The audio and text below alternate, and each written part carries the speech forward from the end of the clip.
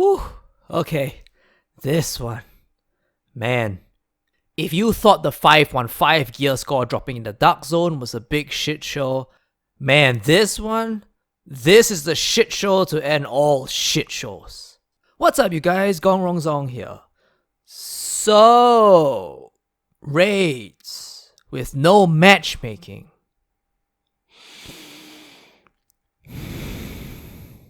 The endgame content that we've all been waiting for, with no matchmaking. The content which serves the only purpose for farming gear in the game right now, and hence for playing the game at all right now, is now locked behind static groups, with no way in the game to group up with other players. Okay, what the fuck? Seriously? And this barely even affects me. I'm a pretty hardcore player, and I'm in an awesome clan that's lots of players logging in every day, and we're already rostering up to tackle the raid together.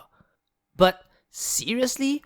I mean, let's not even talk about how this is going to be a huge inconvenience for organized clans, because there is zero flexibility in the numbers. You need 8 people exactly. It's going to result in a huge organizational headache for high-end clans. Well, I mean, you don't necessarily need there to be 8, but it'll be hell a lot harder if you don't. At any point of time, you're either going to have to sit people out, or you'll have one group left hanging without enough people. But let's not even take that into consideration yet, yeah? Let's not take into the fact that matchmaking would also help solve these problems. Massive, please. You have essentially led your game to the chopping board. If you don't enable some form of in-game matchmaking, you've essentially cut off all solo players.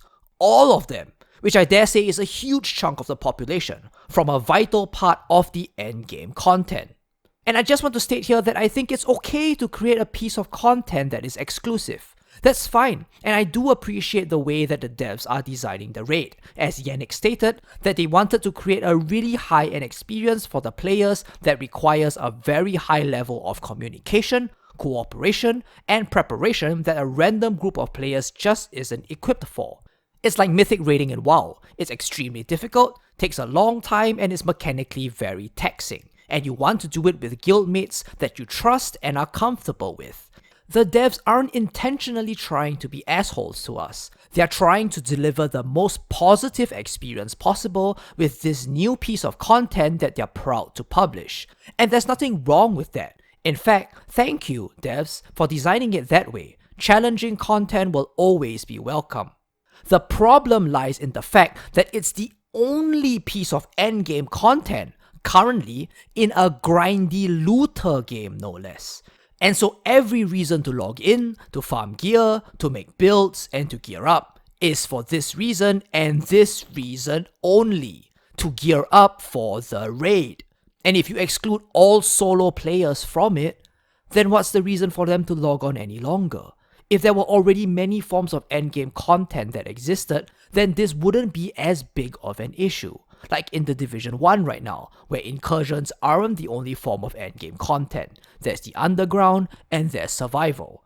Just like in WoW, as a comparative example again, while WoW has a mythic level of difficulty for its raids that can only be accessed by a static group, serving probably only 5% of the populace, it also has the Mythic Plus system for dungeons, which requires a way smaller group and a way shorter time frame, which you could get comparative loot from.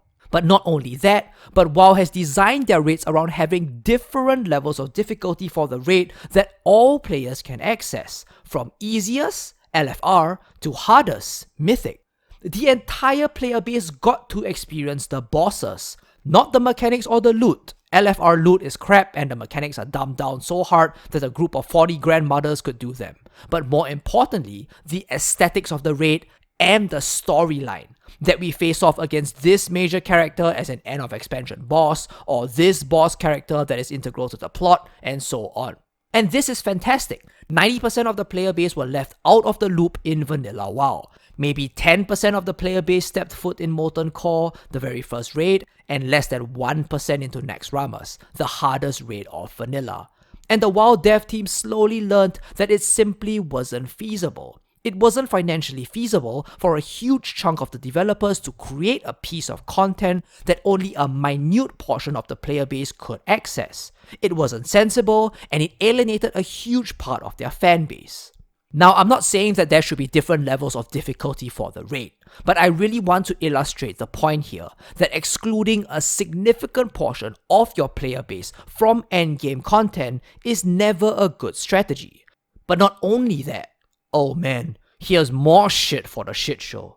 You've made exclusive loot that only drops in the raids. Oh man.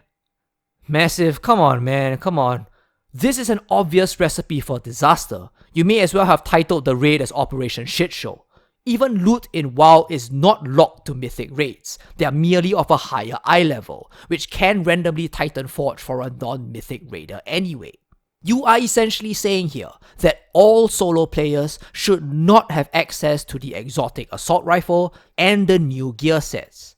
Seriously? Seriously? I sincerely doubt you really considered how disastrous of a strategy this is currently. And for those of you saying that it's just too bad for the casual crowd, they should just play another game if they want everything to be dumbed down, this isn't some get good scenario, or you should learn to socialize and stop being such an introverted loser, or whatnot. Some people just prefer to not have to deal with social constructs, especially online ones. Like many of you guys, you get home from a day of hard work, maybe if you have a family, you spend some time with your wife and kids, and then you plump down in front of the PC or Xbox ready to de-stress and shoot some baddies to Kingdom Come. That's what it is to many, a de-stress mechanism without any strings attached. Real life is stressful enough. We don't want to deal with having to make social contacts in the anonymous sphere that is the internet. Time and time again, matchmaking has shown to have solved these problems for this group of people. The most recent memory is of course Destiny, which turned into a massive toxic fest because of the lack of random matchmaking for its raids. That's one huge negative example that I really hope the game doesn't go down this route of. The raids need matchmaking. Make them as difficult as you want to. Make random groups fail completely face first at the first encounter. And don't give in to demands to make it easier. Let their failure with randoms be the motivating factor to find a clan and improve themselves. That should be the driving factor.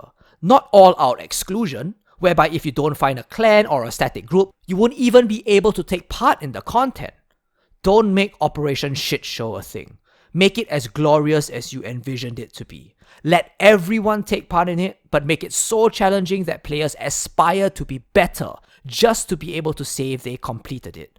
That should be the goal of any raid or endgame content. If this message connected with you, make sure to let your voice be heard. Don't stay silent. Share this video with your friends. Create your own post on the Ubisoft forums about it. Reply to the mega threads on Reddit about the topic. Do whatever you can to spread the feedback. Make the devs listen. We've done it before, we can do it again.